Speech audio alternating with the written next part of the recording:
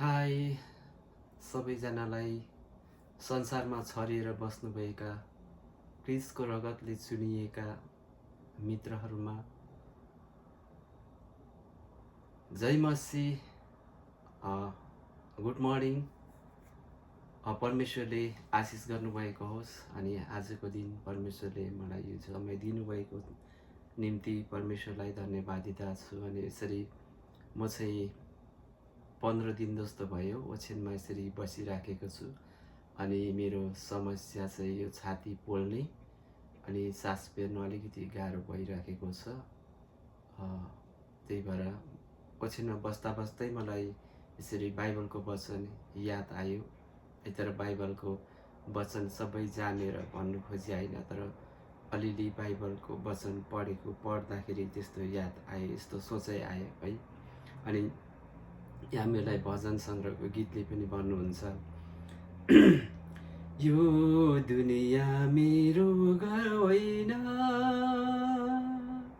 साँच्चै यो मेरो घर होइन,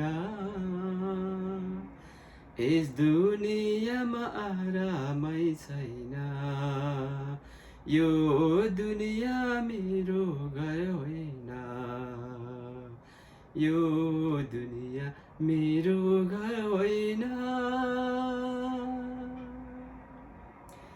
भजनले पनि हामीलाई बाइबलको वचनले भने चाहिँ परमेश्वरले भन्नुभएको छ, क्रिस्ट यीशुले संसारमा आइसकेपछि म धनीहरूको निम्ति होइन, धार्मिकताको निम्ति होइन, तर जहाँ बोझले लादिएका र थाकेका छ उहाँहरूको निम्ति म आएको भनेर उहाँले वचनमा बोल्नुभयो। अनि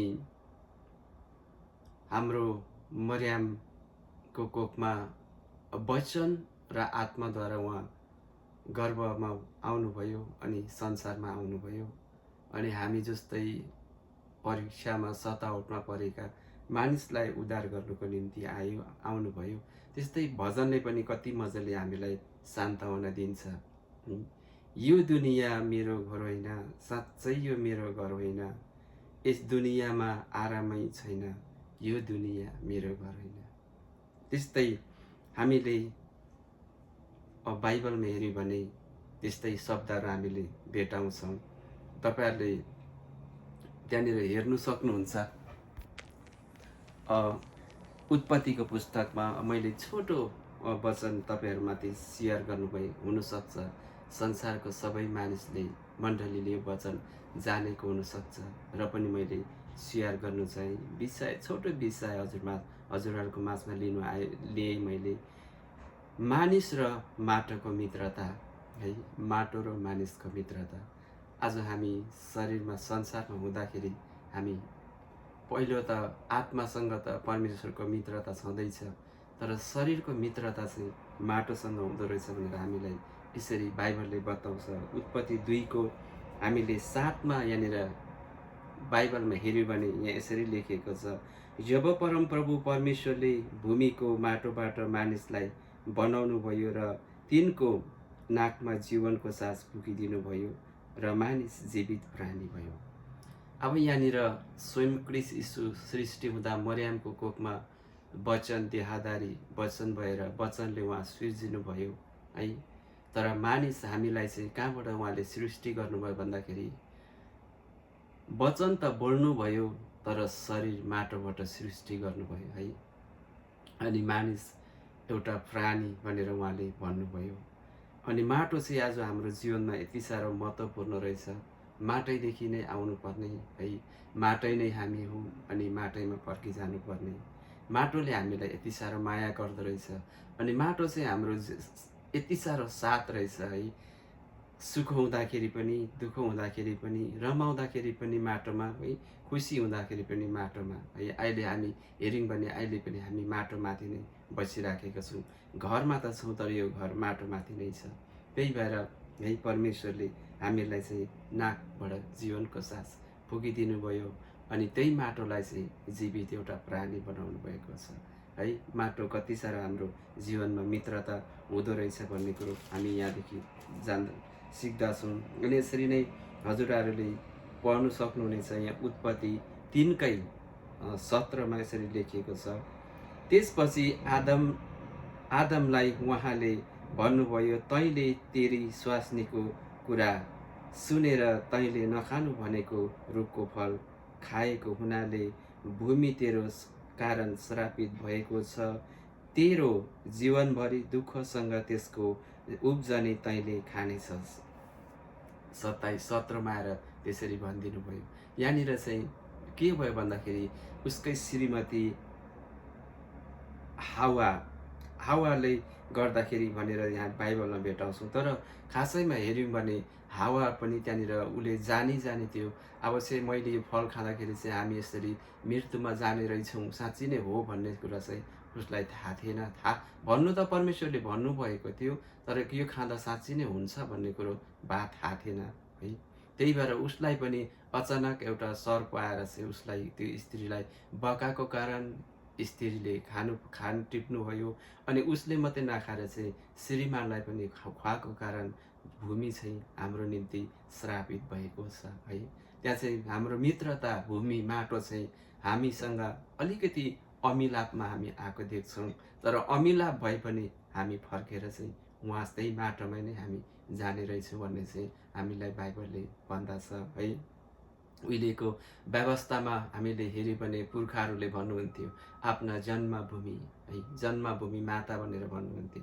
साँच्चै नै हामीले बाइबलमा पनि हेऱ्यौँ भने हामी सृष्टि भयौँ त माटोबाटै, अनि रमाउँछौँ त माटोमै, अनि खान्छौँ, सबै कुरो लिन्छौँ त ती माटोबाट सृष्टि भएको चिज चाहिँ, अनि अन्तिममा फर्केर जान्छौँ त त्यही माटोमा है। पुर्खाहरूले भने चाहिँ हामी खुसी छौँ, माटोसँग खुसी छौँ, जीवित छौँ, माटोमाथि जीवित छौँ, हिँड्छौँ, माटोमाथि हिँड्छौँ है, रमाउँछौँ, माटोमाथि हिँड्छौँ, रमाउँछौँ। अहिले पो हामी यहाँनिर अन्तर्राष्ट्रियमा छौँ। म क्यानाडामा बसोबास गरिरहेको छु। हजुरहरू कहाँ कहाँ हुनुहुन्छ? तर मेरो जन्मभूमि भुटान हो।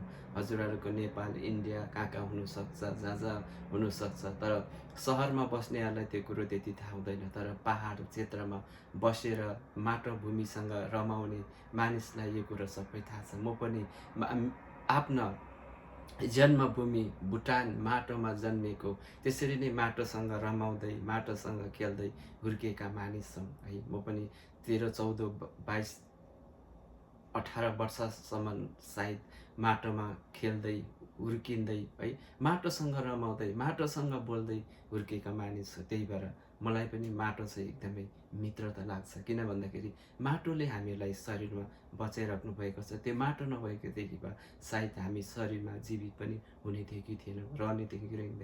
किनकि शरीरलाई बचाउने चिज माटोबाट नै सृष्टि हुन्छ। त्यही भएर परमेश्वरले त्यो भन्नुभएको छ। अनि 18 पदमा यहाँले यसरी लेखेको छ, त्यसले तेरो निम्ति काँडा र सिउँडीहरू उमार्नेछ र तैँले खेतको सागपात खानेछस्। अब यहाँ हेर्नुहोस् है त, उसले हाम्रो निम्ति काँडाहरू उमार्नेछ अनि तैँले खेतको सागपात खानेछस् है। कहाँ खाने त के हो रहेछ भन्दाखेरि त्यही माटोबाट उमारेको सागपात मैले खानुपर्नेछ है। मेरो शरीरलाई बचाउनुको निम्ति है, पार्थिव शरीरलाई बचाउनुको निम्ति त त्यही माटोबाट है, त्यही माटोले सृष्टि गरेकै सागपात मैले खाएर म संसारमा रहनु पर्नेछ भनिसकेपछि माटोले हामीलाई एकपट्टि माया गरेको देख्दैनौँ, तर एकपट्टि हामीलाई बचाइराखेको हामीले पाउँदछौँ है। त्यही भएर माटो हाम्रो जीवनको निम्ति है, हाम्रो शरीरको निम्ति कति साह्रो मित्रता रहेछ त भन्ने कुरो हामीले बाइबलबाट पुष्टि पाउँदछौँ। अनि यसरी 19 पदमा यसरी लेखिएको छ, उत्पत्ति 3कै 17, 18, 19 मैले अन्तिम पद 19 पद पढ्दैछु। माटोमा नफर्कुन्जेल तेरो निधारको पसिनाले कमाएको भोजन तैँले खानेछस्, किनकि माटैबाट तँ निकालेको थिइस्, तँ माटै होस् र माटैमा फर्किजानेछस्।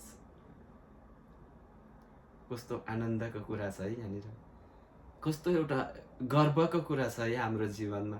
एउटा आमाले गर्व जन्म दिन्छ शरीरमा है। अहिले संसारमा अहिले त माटोदेखि हामीलाई बनाउनु पर्दैन, परमेश्वरले स्त्रीको जीवनबाट हामीलाई सृष्टि गर्ने योजना राखिदिनु भएको छ। तर पनि हामी जब स्त्रीको गर्भदेखि जन्म लिन्छौँ, जब 12-13 वर्ष पुगिसकेपछि हामी त्यही माटोसँग रमाउनु थाल्छौँ। अनि त्यही माटोमाथि हामी प्रवेश गर्न थाल्छौँ। त्यही माटोमाथि हाम्रो यात्राहरू पहिलाहरू चल्न थाल्छ है। अनि त्यही माटोले उब्जाएका खानेकुराहरू भोजनहरू हामी ग्रहण गर्दै जान्छौँ। अनि एक दिन है अहिले पनि हामी त्यही माटोमा फर्केर जान्छौँ। अनि वचनले भन्नुहुन्छ तँ माटै होस् अनि माटैबाट बनाएको थिइस् अनि तँ माटैमा फर्किजानेछस्। हुनु पनि अवश्य कुरा। आजकल पनि त हामी कहाँ जान्छौँ र? स्वर्ग जान्छौँ र? हाम्रो शरीर जिउँदै उठेर स्वर्ग जान्छ र? हाम्रो शरीर डल्लै नदीमा पसेर नदीमा बगेर जान्छ र? जब बिमार हुन्छौँ, जब गालिन्छौँ नि हामी, जब हाम्रो शरीरबाट प्राण निस्केर जान्छ नि, तब हामी माटोमा नै मिसिन पुग्छौँ अनि माटोमै हामी जान्छौँ। चाहे विश्वासी होस् चाहे अनविश्वासी होस्, अनविश्वासीहरूले परमेश्वरलाई नपाएको मानिसहरूले अग्निमा जलाउँछन्, खरानी भएर त्यही माटोमा जाँदछन्। विश्वासीहरूले माटोमा गाड्दछन् अनि त्यहाँ पनि माटोमै भएर बस्दछन्, माटोमै बिदा लिँदछन् है। हाम्रो जिन्दगी माटो हाम्रो जिन्दगीमा माटो कति महत्त्वपूर्ण है। हाम्रो माटो यो संसारको माटो नि हाम्रो लागि कति महत्त्वपूर्ण छ है। हाम्रो साथी, हाम्रो प्राण हुइजेल जीवित हुइजेल खेल्ने साथी उहाँ। अनि मरिसकेपछि शरीरलाई जिम्मा लिने पनि माटो। कति महत्त्वपूर्ण है।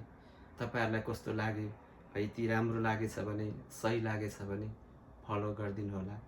यति मैले बोल्दै गर्दाखेरि गलत लागेछ भने हजुरहरूले मलाई क्षमा गरिदिनु होला भन्दै है आजको यो वचन, परमेश्वरको छोटो वचनलाई म यहाँ राख्न चाहन्छु अनि हजुरहरूप्रति म बिदा हुन चाहन्छु। फेरि पनि सबैजनालाई जय मसीह। परमेश्वरले आशिष गर्नुभएको होस्। Bless you.